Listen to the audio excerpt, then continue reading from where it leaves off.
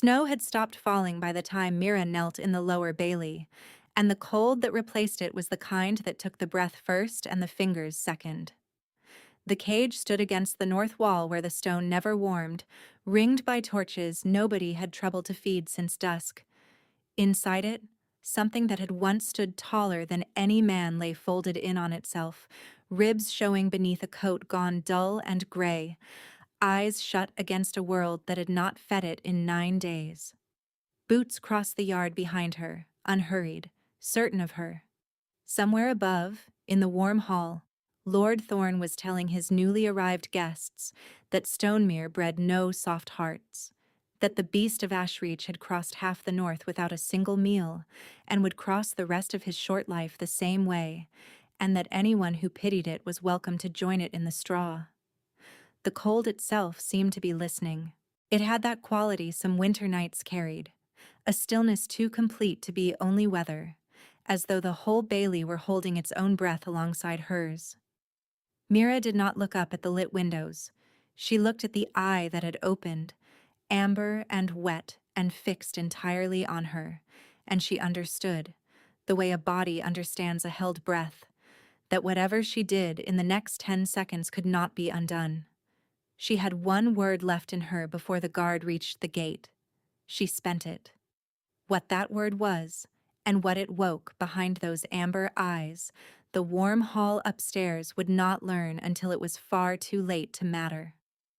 In the year 1142, in a winter that had not loosened its grip on the north for 40 days, Stonemere Hold measured its wealth in grain, silver, and debt, and the Calder name had been written into the third column for 2 years running. Mira was 26 the winter the war-wolf came to the bailey, old enough to remember a kinder Stonemere, and young enough to still flinch when she said so out loud. Her mother had died of a lung fever when Mira was 19. Her father and her brother Joss had marched out for the Battle of Grafin Bridge 2 winters past, and only Joss had come back, in a cart with the other dead. Their father had come home whole and had refused, the very next week, to send any more Calder sons to a war he no longer believed Stonemere was fighting honestly. Lord Thorn had called that refusal treason in front of the whole hold. The hanging had taken less time than the reading of the charge. Mira had been made to watch, along with every other servant young enough to learn the lesson properly. She remembered almost nothing of the hanging itself, only the cold of the yard underfoot, and Pip's small hand locked around 2 of her fingers hard enough to bruise, and the particular silence that fell over Stonemere afterward, the kind a hold wears when it has decided collectively not to discuss what it has just done. Since then, the name Calder had meant one thing in Stonemere's kitchens: traitor's blood, and Mira had carried it the way a person carries a stone sewn into a hem, always felt, rarely spoken of. She had Pip.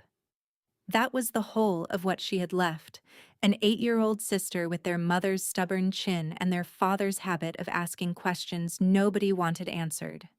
And Mira had built her entire life since the hanging around the simple, unglamorous work of keeping that one small person fed, warm, and out of Lord Thorn's notice. Stonemere itself was not an ugly hold, whatever Mira had come to feel about the people inside it. Its walls were pale stone quarried from the ridge above the river, its halls hung with old tapestries nobody had replaced since her grandmother's time, and on a clear winter morning the light off the eastern battlements could make even the debt-bound kitchens look, for an hour, like a place worth belonging to. Mira had stopped trusting that light years ago. Beauty, in Stonemere, was usually a thing built to be looked at from a distance, never touched. She rose before the kitchens woke and scrubbed pots until her knuckles cracked in the cold water, and twice a day she carried the slop buckets past the stables to the hounds, and that was the whole shape of her days, until the wagon came through the gate 3 weeks before the hollow moon. The kitchens themselves were not unkind, not entirely. Old Bran the cook slipped her an extra heel of bread most mornings without comment, and the younger scullery girls had long since stopped whispering when she passed. mostly because 2 years was a long time for any scandal to stay interesting in a hold with new gossip every season. It was only the steward's notice Mira had never managed to outlast. Etta's particular memory for exactly which family owed exactly what, worn smooth and ready, the way some people keep a single grudge polished for exactly one purpose. She had heard of the Ashreach warwolf the way everyone in the north had, in tavern stories that made him 8 feet tall and made of storm cloud. What she saw chained in the wagon bed was a wolf the size of a draft horse, gray going to black at the shoulders, jaw bound shut with wire that caught the torchlight in a way no ordinary iron did. He had been 9 days on the road from the fallen Ashreach fortress, the guard said, 9 days without food by Lord Thorne's own order, to make certain that whatever arrived at Stonemere arrived broken enough to display. The crowd that gathered to watch the wagon unload was not large, mostly stable hands and a few of the bolder kitchen girls, and the mood among them was not cruelty so much as a kind of nervous curiosity, the sort people reserve for storms they have only ever heard described secondhand. Mira stood at the back of it with her empty bucket and felt none of the curiosity, and all of something else she did not yet have a name for, a tightness under her ribs that had nothing to do with the cold. Steward Etta caught Mira staring and cuffed the bucket out of her hand hard enough to spill it. "You have work," Etta said, the words traitor's blood riding under her tone, the way they always did when she spoke to Mira at all. "Or has your family decided Stonemere owes you a holiday too?" Mira said nothing. Saying nothing was a skill she had practiced for 2 years and had gotten very good at. If you have ever been the one nobody thought worth feeding, the kind whose name gets used as a warning to others, you already understand what kept Mira awake that first night, listening to the wagon creak in the yard below. Stay a while. This is not, in the end, a story about who Stonemere decided was worthless. By midnight the wagon had been emptied into the Bailey cage, and the lords arriving early for the hollow moon stood at their windows to watch a king of another pack lie in the snow like something already dead, and not one of them came down to look closer. Mira did. She told herself it was only the bucket route, only the path she always walked, and she let herself believe that for exactly as long as it took to reach the bars. Up close, on the 9th night without food, he did not look like a story. He looked like something that had decided, with great deliberateness, to keep breathing for one reason Mira could not yet name, ribs rising and falling in long, careful pulls, the way a person rations the last of a winter's grain. She had bread in the bucket, 3-day-old crusts meant for the hounds, harder than they should have been. She did not let herself think too hard about what she was doing while she did it, because thinking too hard was the surest way to stop. The Bailey was nearly empty in the hour before the feast bell, the cold having driven even the guards in to find a fire. She knelt in the snow at the bars the way she had seen children kneel at the chapel rail, not because anyone had told her to, but because something about the size of what lay in front of her demanded it. He did not move at first. His eyes were open, amber, fixed on her with an attention that did not look beaten, not even now, not even on the 9th day. "I am not supposed to be here," Mira said, very low, more to herself than to him. "Neither are you, I think." She broke the bread into smaller pieces, her fingers clumsy with cold, and pushed the first piece through the bars, close enough that he would have to choose to take it from her hand, rather than have it tossed at him like the slop she fed the hounds. For a long moment he did not move, and she understood, with a clarity that frightened her, that he was deciding whether her hand was worth the risk of trusting. "Live," she said. It was the only word she had meant to say, the whole walk across the yard, the only thing that had seemed worth the cost of saying. Not a name, because she did not have one for him. Not a kindness dressed in soft language, because Stonemere had taught her soft language got people killed faster than honest words did. Just the one flat command, the only thing she had left to give a creature the whole hold had already decided was dead. He took the bread from her open palm with a gentleness that did not match anything she had been told about him, his breath warm and ragged against her cold fingers, and something passed between her hand and his jaw in that instant that she had no word for, a heat that did not belong to a winter night, a current that ran up her arm and settled somewhere under her ribs and stayed there. She felt her own pulse change. She felt, absurdly, as though the Bailey had gone quiet around the two of them in a way that had nothing to do with the wind dying down. He did not lunge. He did not so much as growl. He held perfectly still, amber eyes locked on hers, and for one suspended moment, Mira had the strange, certain sense that whatever looked back at her out of that wolf's face was not, entirely, a wolf at all. A door banged somewhere across the yard, and the spell, if that was what it had been, broke. Mira pulled her hand back, heart slamming, and rose and walked away without looking back, because looking back felt like the kind of thing that could not be undone twice in one night. She did not sleep. She lay beside Pip, running her thumb over the place on her palm where his breath had touched her, half convinced she had imagined the heat of it, entirely unable to convince herself she had imagined the eyes. In the morning, the guards found the gnawed crust in the straw and decided loudly that the beast had finally found his appetite on his own. Nobody thought to ask why, and Mira did not offer an answer, and that, she would think later, was the first small mercy Stonemere ever did her by accident. 3 more nights passed before she returned, 3 nights of telling herself she would not, 3 mornings of finding some reason to walk the Bailey route anyway. By the 4th night, she had stopped pretending the bucket needed emptying twice.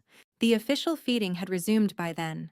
Thin gruel pushed through the bars once a day by guards who did not look at what they were feeding, but Mira noticed within 2 visits that the wolf grew no stronger on it, that his ribs stayed sharp, his eyes dull by midday, and only sharpening again after dark, after she came. She brought the question to Hessa on the 6th night, finding the old healer awake over a low fire the way she always seemed to be. "The gruel is laced," Mira said, "with something." "Duskroot," Hessa said without surprise, as though she had been waiting for Mira to arrive at the word herself. "Ground fine enough to hide in barley mash. It does not poison the body so much as it poisons the change, holds a shifted creature locked in whichever shape it wears when the dose takes hold. Thorn means to keep him a beast until the night they kill him in front of every lord fool enough to still doubt Stonemere's reach. A wolf dies easier in a story than a man does.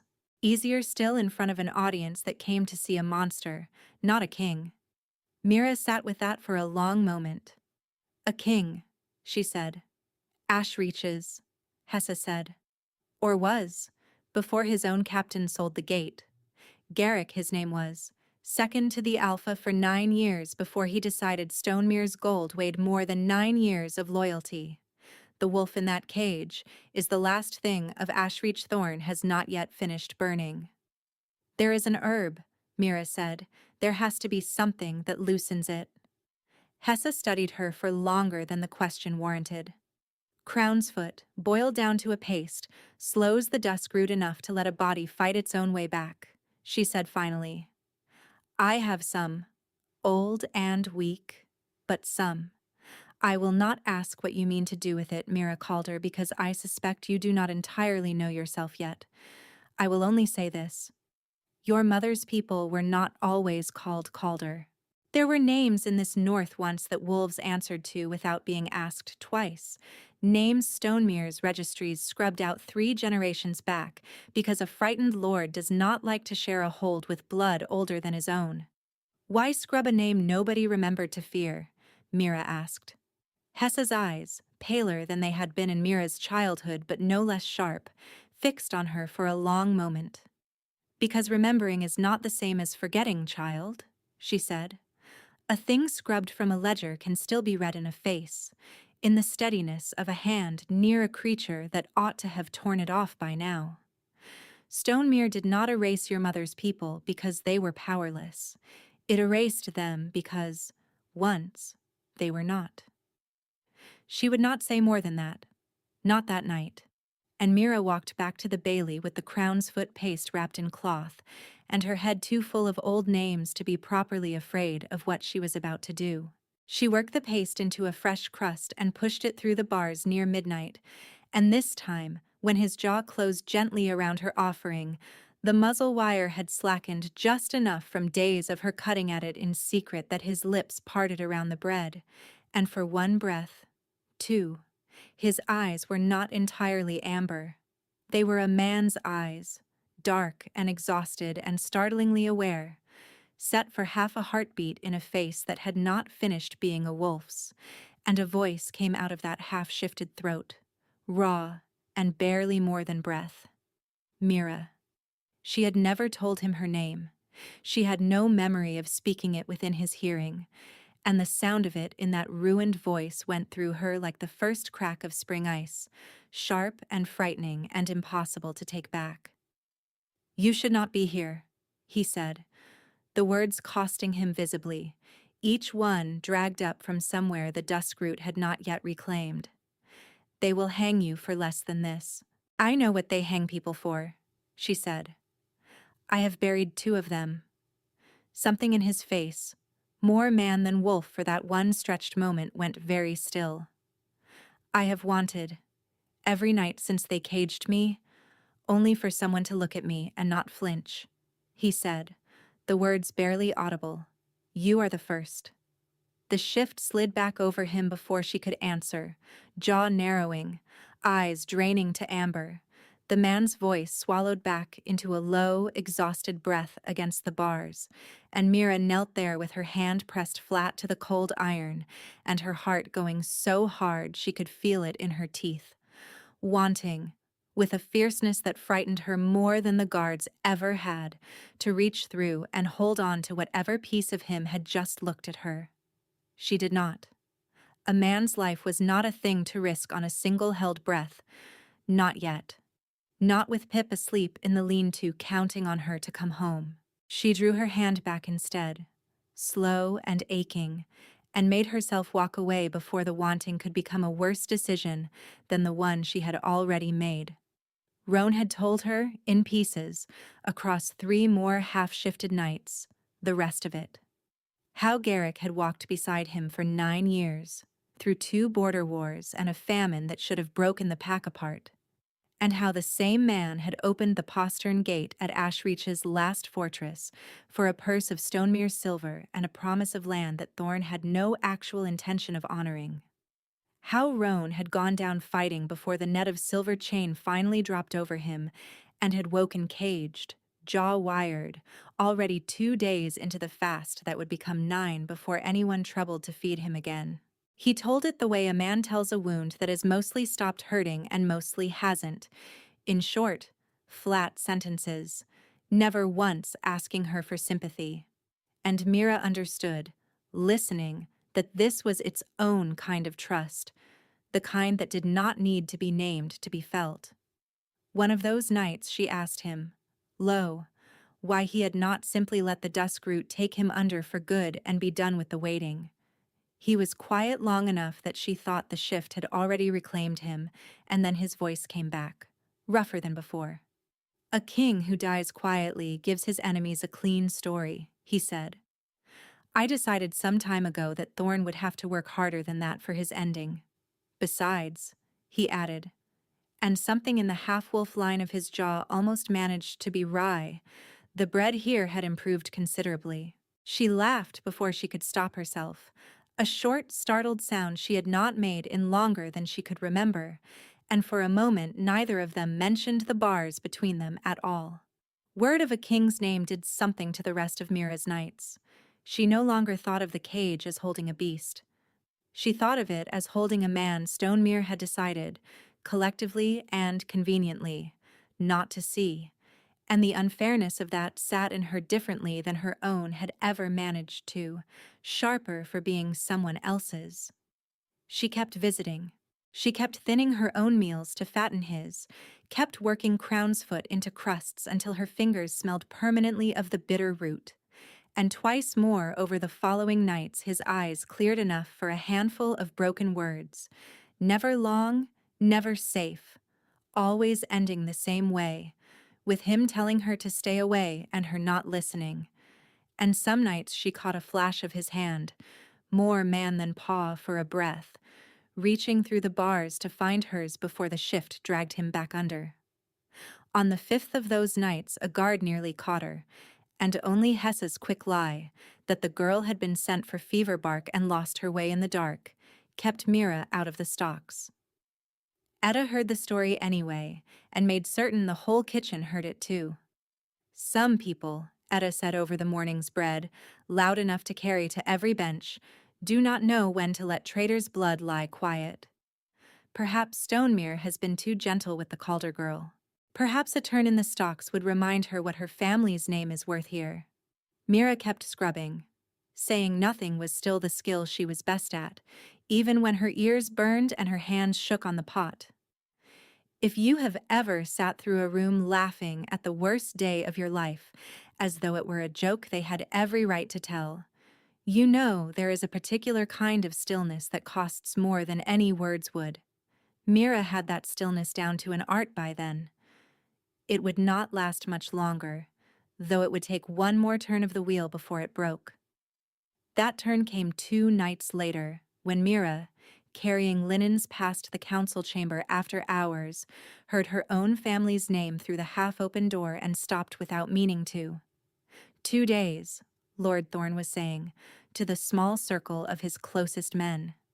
2 days until the hollow moon, and 7 holds in my hall to watch it. I want the beast brought out at the height of the right, in front of every lord who still wonders whether Stonemere can hold what it has taken from Ashreach.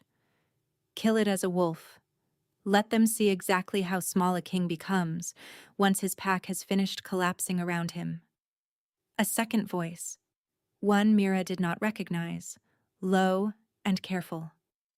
And if the dusk route fails before then, my lord, someone has been slowing its work. The kitchens are not as careless as you think.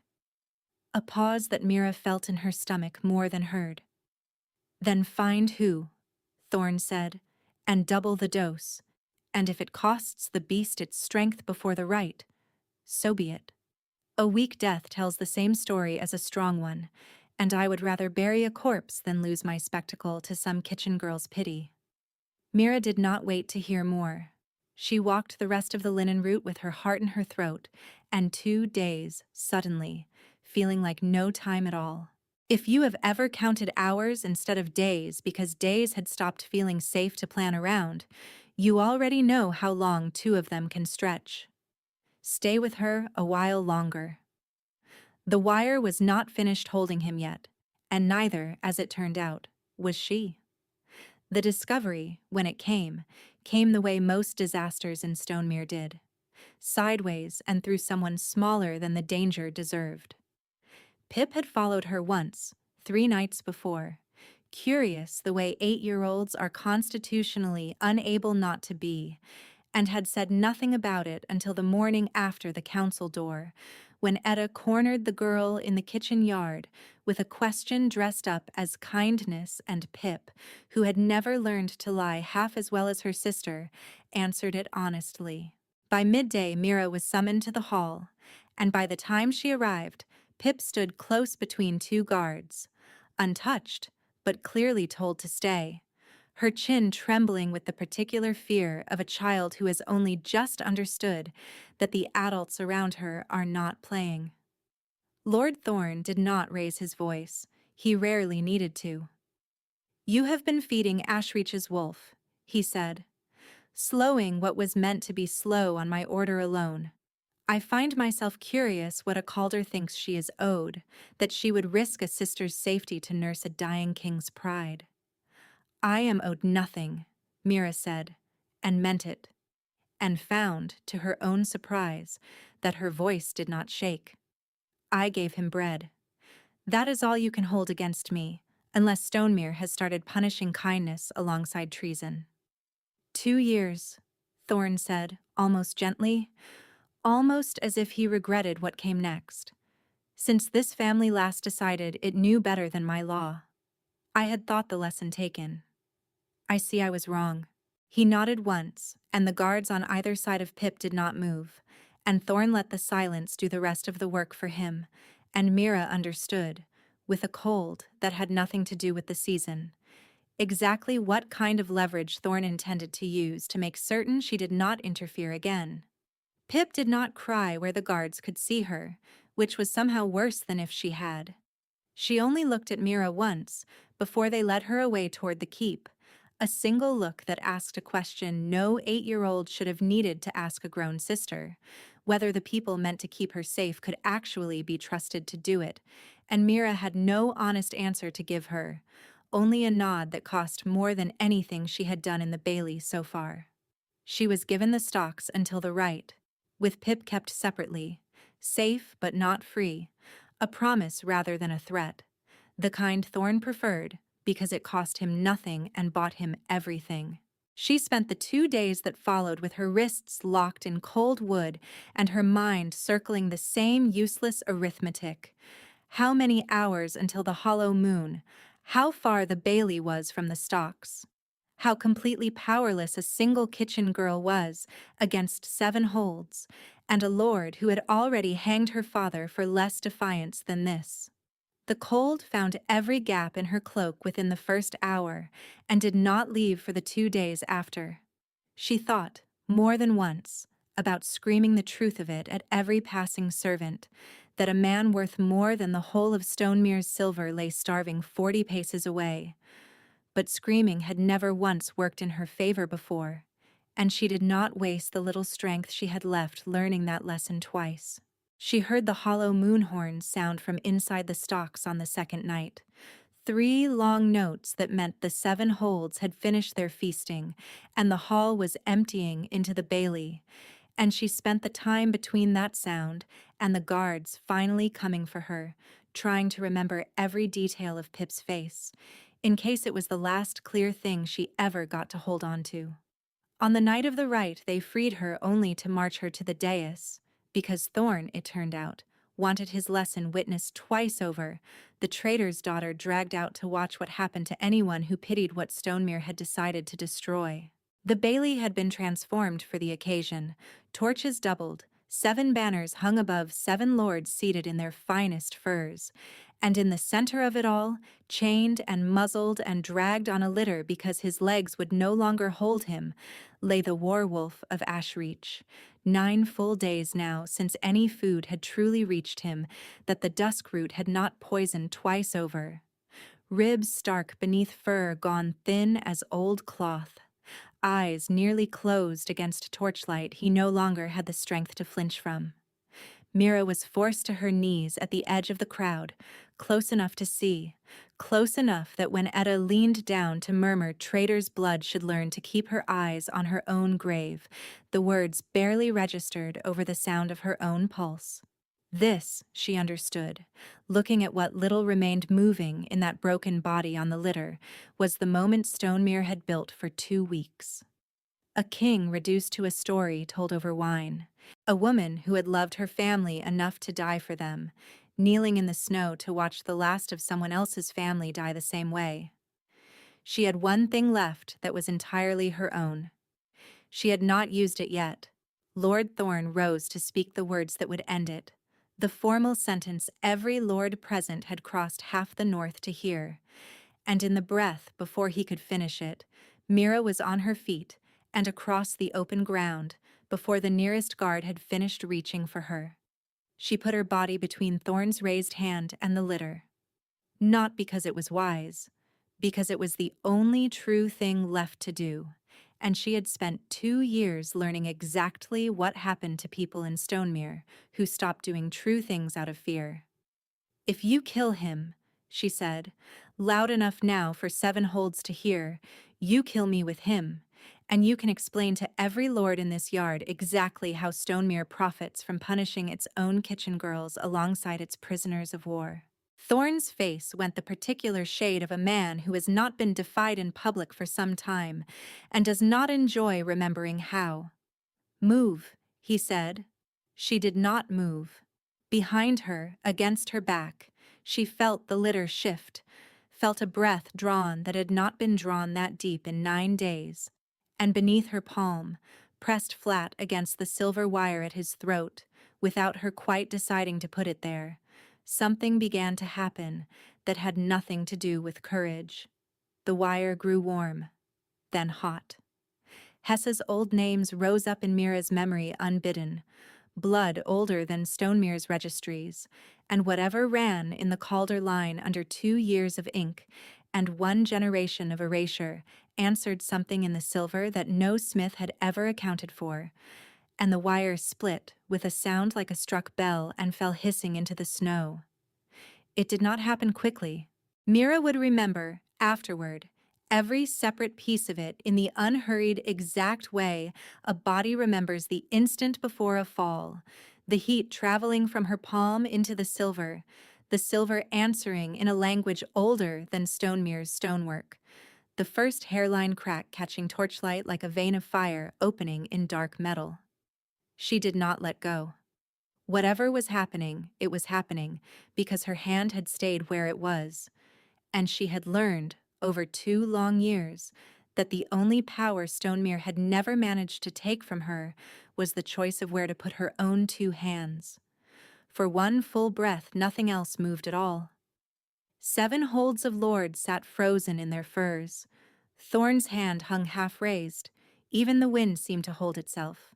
Then the gates at the bailey's far end took a blow that shuddered through the stone underfoot. Once, twice, and on the 3rd blow gave way entirely, and 9 riders came through the broken timber at a dead run, led by a scarred war captain whose banner Mira did not recognize, and whose face, when she finally placed it, belonged to the same Ashreach pack the wolf behind her had once ruled.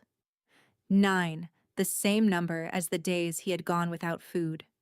The same number, she would think much later, as every debt this winter seemed determined to collect in full. Behind her, the shift she had only ever seen half-finished completed itself at last, bone and fur reordering in the space of 3 breaths into a man taller than any in the yard.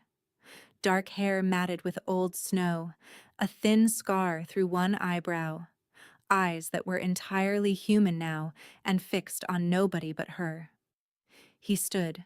It cost him visibly, 9 days of starvation still etched into every line of him, but he stood, and the 7 holds that had come to watch a beast die in the snow found themselves, instead, looking at a king very much alive, with a kitchen girl's hand still pressed to his bare throat where the wire had been. "Garrick," he said, and his old second, somewhere in the crowd behind Thorn's chair, went the color of old ash and did not run, because there was nowhere in that broken bailey left to run to. 2 years this hold struck a name from its ledgers for refusing 1 more death in a war it would not fight honestly, Mira said into the silence, her voice steadier than she had any right to expect. 7 holds came tonight to watch you finish what that started. The 7 lords did not need telling twice what they were looking at. 1 by 1, beginning with the nearest bench, and moving outward like a wave finding its level, they came down off their seats and knelt in the snow, not for Thorn, who stood alone now at the center of his own ruined spectacle, but for the man whose pack he had spent a season trying to erase. Thorn did not kneel. He looked instead to his own guards for the obedience 2 years of fear had always bought him before, and found none of them willing to meet his eyes, not with 7 lords already bent in the snow, and an Ashreach war band filling every gap in the broken gate behind them. It was his own steward, in the end, who stepped forward and stripped the chain of office from his shoulders while he stood frozen, and the 7 holds, who had crossed half the north to watch 1 execution, settled in the end for a different one entirely, a lord judged and stripped of every title Stonemere had ever given him, sentenced by his own assembled peers to the same wagon road south that had once carried prisoners to him. "She is mine," Roan said, into the stillness that followed, his hand finding Mira's where it still rested against his throat, the words costing him the last of whatever strength the 9 days had left him, unelaborated, total, the only proclamation the yard would get. I have wanted nothing else in longer than 9 days, and I am done letting any hold decide what I am owed. Nobody in that bailey moved for a long moment afterward. The torches burned. The snow kept falling, soft now, almost gentle, settling over the broken gate and the kneeling lords, and the two of them standing in the center of it. And Mira understood, in the particular quiet that follows a held breath finally let go, that whatever came next, it would not look anything like the life Stonemere had handed her 2 years before. Bronn reached them first, dropping to one knee in the snow before his king with a soldier's economy, and said nothing at all, which seemed, in that yard, to be exactly the right amount. What Stonemere called itself in the months after the hollow moon depended on who was asked. The 7 holds called it the night Ashreach rose again.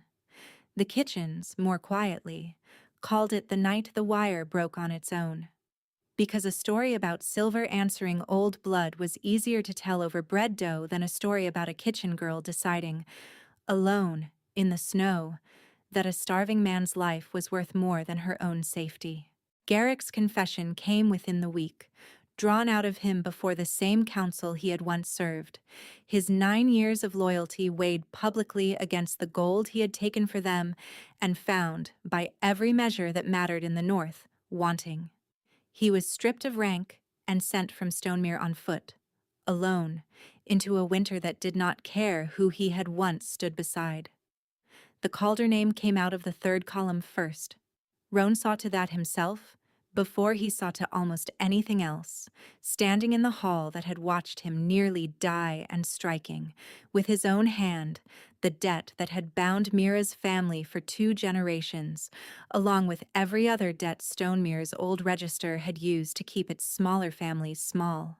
Pip recovered the use of her own bed within a week, and her own laugh within 2, and took, with the swift and total loyalty of an 8-year-old who has decided someone is worth keeping, to following Roan around the rebuilt bailey, asking him questions about Ashreach that he answered, every time, with more patience than Mira had ever seen Stonemere extend to a child who was not useful to it.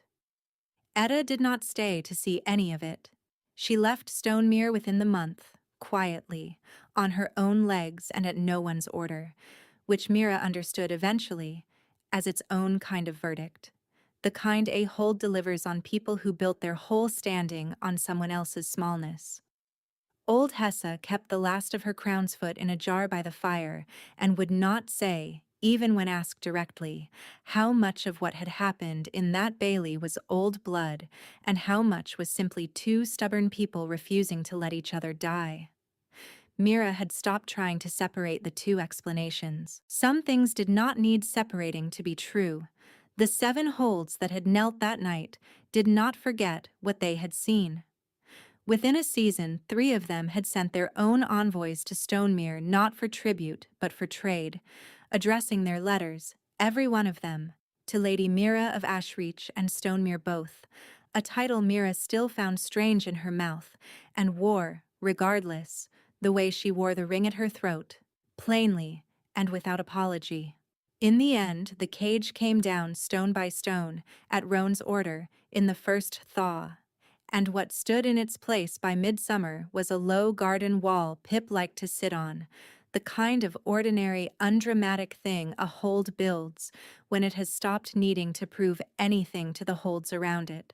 Mira kept one thing from that winter, a length of the old muzzle wire, melted down small and quiet by the smith into a ring she wore on a cord at her throat rather than her hand, because some debts, she had decided, were worth carrying close rather than displaying, and because every time her fingers found it she remembered exactly what 9 unfed days and 1 spoken word had been enough, in the end, to undo.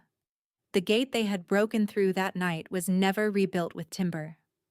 Roan ordered it left open instead, an arch of bare stone leading out toward the road north, and travelers passing through Stonemere in the years after would sometimes ask why a hold with so much silver to spare kept its main gate standing open to any winter that wanted in. Stonemere never gave them a tidy answer.